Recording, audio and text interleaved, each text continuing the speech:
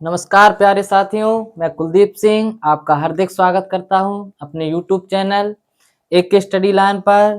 तो कैसे हमारे प्यारे साथी, आशा करता हूं सभी की तैयारी अच्छी चल रही होगी। तो एग्जाम की तैयारी के साथ साथ आपके जो स्कूल या कॉलेज में जो प्रैक्टिकल वाइवा की जो प्रॉब्लम है आप लोगों की क्या बनाए उससे रिलेटेड, जिसके बारे में मुझे सब कुछ हर प्रकार के क्वेश्चन का आंसर पता हो, जो एग्जामिनर हमसे पूछे तो हम बेझिझक आराम से उसे बता दें। तो आज हम इस वीडियो में आपको प्रैक्टिकल मतलब क्लास 12th के लिए जो प्रैक्टिकल वाइवा में ट्रांसफार्मर के बारे में जो भी क्वेश्चन है वो सभी आज हम आपको इस वीडियो में बताने वाले हैं। किस प्रकार क्वेश्चन बन सकते हैं ट्रांसफार्मर से, और जिन प्यारे साथियों ने ट्रांसफार्मर का चित्र बनाया है उनके लिए बहुत ही मोस्ट इम्पोर्टेंट ये क्लास होने वाली है। तो अंत तक जरूर बने रहिएगा। तो देखते हैं इसका कि क्या क्या क्वेश्चन ट्रांसफार्मर से बन सकते हैं। तो पहला क्वेश्चन है कि ट्रांसफार्मर किसे कहते हैं। ट्रांसफार्मर किसे कहते हैं।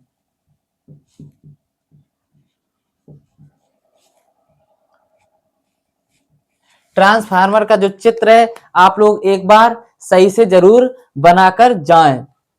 तो हमने आपके ऐसी सजेशन के लिए सिर्फ बनाकर रखा है, आर्ट हमारी अच्छी नहीं इसलिए हमने सही नहीं बनाया, फिर भी आपको समझाने के लिए हमने बना रखा है। डिजिटल बोर्ड तो है नहीं जो सीधा हम यहाँ पर छाप देंगे। तो इसके क्वेश्चन जो है उनको हम बिल्कुल आसानी से, इन्हीं क्वेश्चन को समझाने के लिए मैंने चित्र बनाया है।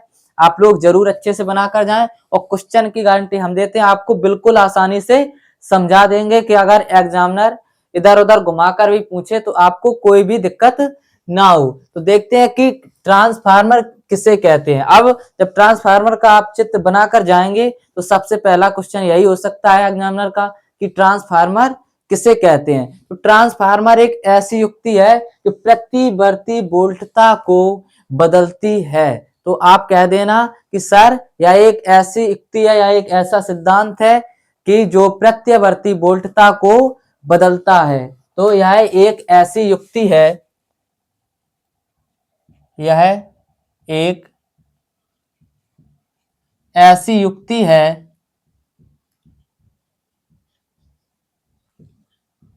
जो प्रत्यवर्ती वोल्टता को बदलती है।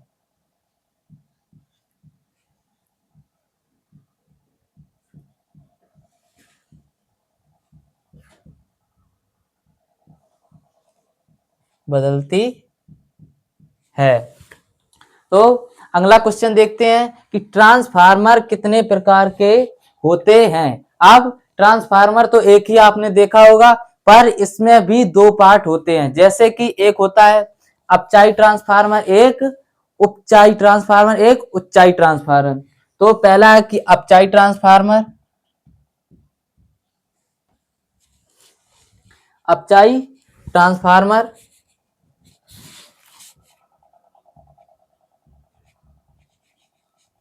अपचाई ट्रांसफार्मर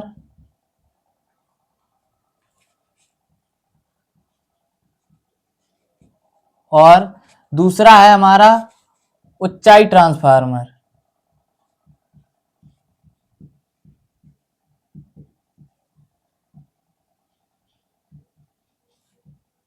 ठीक है। तो अपचाई ट्रांसफार्मर और उच्चाई ट्रांसफार्मर, जो घटती हुई वोल्टता को हाई वोल्टता में बदल दे उसे उच्चाई ट्रांसफार्मर मतलब अपर कर रहा है, और जो लो कर दे। ठीक है, इतनी चीज आप लोगों को समझ में आ गई हुई। अगला देखें, ट्रांसफार्मर किस सिद्धांत पर कार्य करता है। वेरी वेरी मोस्ट इंपॉर्टेंट ये question, very very most important है। ये आपसे अगर चित्र ये बनाकर गए आप लोग तो ये आपसे पूछा ही जाएगा। ये समझ लीजिए कि ट्रांसफार्मर किस सिद्धांत पर कार्य करता है। तो ट्रांसफार्मर अन्योन प्रेरण सिद्धांत पर कार्य करता है। तो अन्योन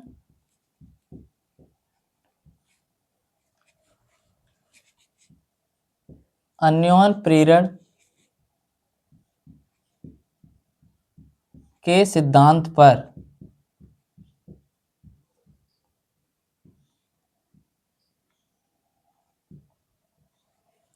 तो यह अन्योन प्रेरण सिद्धांत पर कार्य करता है। अगला देखते हैं कि ट्रांसफार्मर की क्रोड किस धातु की बनी होती है। जो आप यहाँ पर क्रोड देख रहे हैं ये किस धातु की बनी होती है, तो ये नर्म लोहे की बनी होती है। इतनी चीज आप लोगों को पॉइंट टू पॉइंट जवाब देने होंगे। तो ट्रांसफार्मर की क्रोड किस धातु की बनी होती है, नर्म लोहे की।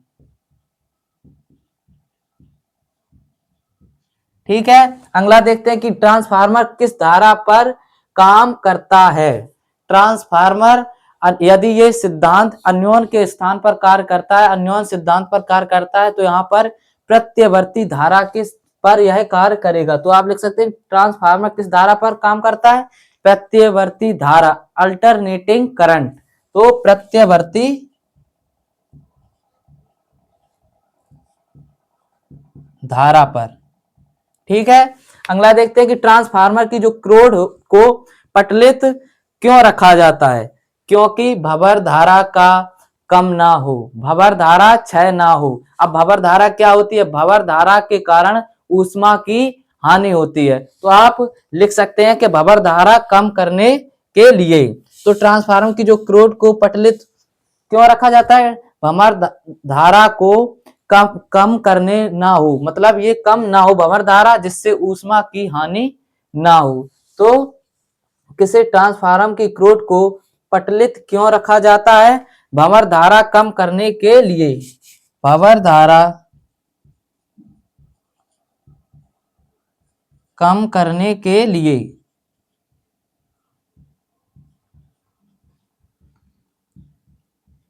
ठीक है, अब ट्रांसफार्मर में भंवर धारा से क्या हानि होती है। अभी बताए हैं कि जो भंवर धारा से हानि होती है ऊष्मा की, तो आप सीधा जवाब दे सकते हैं कि ऊष्मा की हानि, ऊष्मा की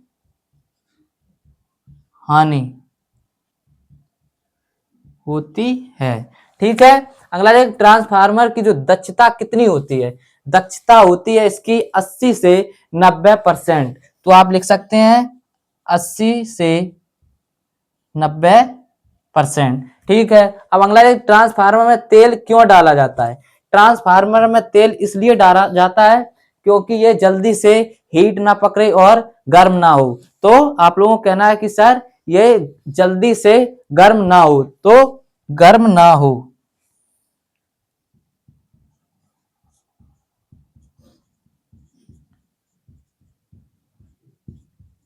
गर्म ना हो, इसलिए इसका जो ट्रांसफार्मर में तेल क्यों डाला जाता है, इसीलिए डाला जाता है क्योंकि ये जल्दी से हीट ना पकड़े, गर्म ना हो। और अगला है कि ट्रांसफार्मर का उपयोग डीसी के साथ क्यों नहीं किया जाता है। मेन पॉइंट, क्योंकि जो डीसी करंट की डायरेक्ट करंट की जो आवृत्ति होती है वो 0 होती है। तो यहां लिख सकते हैं आवृत्ति 0 होने के कारण, आवृत्ति 0 होने के कारण, आवृत्ति 0 होने के कारण हम ट्रांसफार्मर का उपयोग डीसी के साथ मतलब डायरेक्ट करंट के साथ नहीं करते हैं। ट्रांसफार्मर की जो आवृत्ति कितनी होती है, आवृत्ति होती है 50 हर्ट्ज। तो यहाँ पर 50 HR ये आवृत्ति का मात्रक होता है हर्ट्ज। और यहाँ देखते हैं सूत्र, इसको भी पूछ सकता है जब ज्यादा गहराई में आपसे पूछेगा कि ट्रांसफार्मर क्या है, जब ये सभी क्वेश्चन आपसे कर लेगा। ऐसा नहीं है कि सभी क्वेश्चन आपसे ही करेगा, ऐसा नहीं, आपसे 2 या 3 क्वेश्चन करेगा। अगर आपने सही सटीक जानकारी दी उसके बारे में तो आपको नंबर 30 में 30 दे देगा, उसको क्या प्रॉब्लम है। तो जो इसका सूत्र होता है वो देख लेते हैं, NS/NP बराबर BS/BP, जो कि होता है कि जो पहली कुंडली मतलब दूसरी कुंडली सेकेंडरी और प्राइमरी, जो दूसरी कुंडली होती है NS, ऊपर शायद आपको नहीं दिख रहा होगा, तो यहां देखते हैं कि NS/NP बराबर BS/BP। ठीक है, जो सेकेंडरी कुंडली में फेरों की संख्या होती है उसके बटे में जो दूसरी कुंडली पहली कुंडली में फेरों की संख्या के अनुपात बराबर होता है, दूसरी कुंडली में वोल्टता के बटे पहली कुंडली में वोल्टता के अनुपात के। फिर से समझ लीजिए कि यहाँ सेकेंडरी का मतलब है सेकंड, यहाँ फर्स्ट, यहाँ भी सेकंड, यहाँ फर्स्ट। तो जो NS है मतलब जो दूसरे यहाँ पर जो दूसरी कुंडली है उसमें जो फेरों की संख्या है उसके तथा जो दूसरी कुंडली में फेरों की संख्या उसके अनुपात बराबर होता है किसके, जो BS है मतलब सेकंड कुंडली में जो वोल्टता है उस तथा और जो पहली कुंडली में वोल्टता के अनुपात के। इतनी चीज आप लोगों को समझ में आ गई होगी। तो जो कुछ भी ट्रांसफार्मर के बारे में क्वेश्चन थे किस प्रकार पूछ सकता है सभी मैंने बता दिए हैं। तो एक बार फिर से देख लेते हैं कि ट्रांसफार्मर किसे कहते हैं। यह एक ऐसी युक्ति है जो प्रतिवर्ती वोल्टता को बदलती है। दूसरी है कि ट्रांसफार्मर कितने प्रकार के होते हैं, 2 प्रकार के होते हैं, अपचाई ट्रांसफार्मर और उच्चाई ट्रांसफार्मर। उच्चाई ट्रांसफार्मर और ट्रांसफार्मर किस सिद्धांत पर कार्य करता है, अन्योन प्रेरण के सिद्धांत पर कार्य करता है। और ट्रांसफार्मर की क्रोड किस धातु की बनी होती है, नर्म लोहे की बनी होती है। ट्रांसफार्मर किस धारा पर कार्य, प्रतिवर्ती धारा पर कार्य करता है। और ट्रांसफार्मर की क्रोड को पटलित क्यों रखा जाता है, भंवर धारा कम करने के लिए, भंवर धारा कम करने के लिए। ट्रांसफार्मर में भंवर धारा से क्या हानि होती है, ऊष्मा की हानि होती है जिससे यह ट्रांसफार्मर जल्दी से हीट हो जाता है, गर्म हो जाता है। और ट्रांसफार्मर की दक्षता कितनी होती है, 80 से 90%। और ट्रांसफार्मर में तेल क्यों डाला जाता है, जिससे ऊष्मा की हानि ना हो, भंवर धारा क्षय ना हो और जिससे ये हीट ना पकड़े। ठीक है। और ट्रांसफार्मर का उपयोग डीसी के साथ क्यों नहीं किया जाता है, क्योंकि जो डीसी करंट, डायरेक्ट करंट की जो आवृत्ति होती है वो शून्य होती है। अगला है कि ट्रांसफार्मर की आवृत्ति कितनी होती है, 50 हर्ट्ज, 50 हर्ट्ज आवृत्ति होती है। और सूत्र मैंने बता ही दिया है, NS/NP बराबर BS/BP। दूसरे कुंडली में फेरों की संख्या बटे पहली कुंडली में फेरों की संख्या बराबर होती है दूसरी कुंडली में वोल्टता की संख्या, वोल्टता बटे पहली कुंडली में वोल्टता के। तो आज हमने ट्रांसफार्मर जो वाइवा में आप लोगों ने बनाया है, प्रैक्टिकल वाइवा में, उसके बारे में बता दिया कि अगर आप लोगों ने ट्रांसफार्मर बनाया है तो उसके बारे में क्या क्या क्वेश्चन कर सकता है एग्जामिनर आपसे। और ये आराम से नॉर्मली तरीके से जाइएगा, बिल्कुल डरना नहीं है, कॉन्फिडेंस रखना है आप लोगों को, वरना वो समझ लेगा कि इसके तो कुछ आता ही नहीं है। तो आज के लिए इतना ही, टेक केयर, धन्यवाद, जय हिंद।